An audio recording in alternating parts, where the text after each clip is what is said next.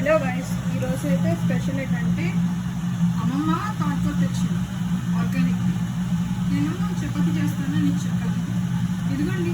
చపాతీ చేస్తాను, చపాతీ అయిపోయింది. Hello guys, మా అమ్మమ్మ కోసం నేను ఆర్గానిక్ రొట్టి తోటకూర తెచ్చింది మా అమ్మమ్మ ఇంటికి వెళ్ళేసి. ఇంట్లో పెరిగాయి ఆర్గానిక్ది. సరే నీకు కూర కాదు రొట్టి చేసి పెడతానని చెప్పా. ఇదిగో రొట్టి చేస్తాను చికెన్తో. ఇప్పుడు మా అమ్మమ్మకి ఇస్తున్నాను. మా అమ్మమ్మ అయితే తోటకూర రొట్టెతోనే ఎవరైనా వెజ్తో తింటారు, కానీ మా అమ్మమ్మ స్టైలే వేరు, చికెన్తో తింటుంది. చూడండి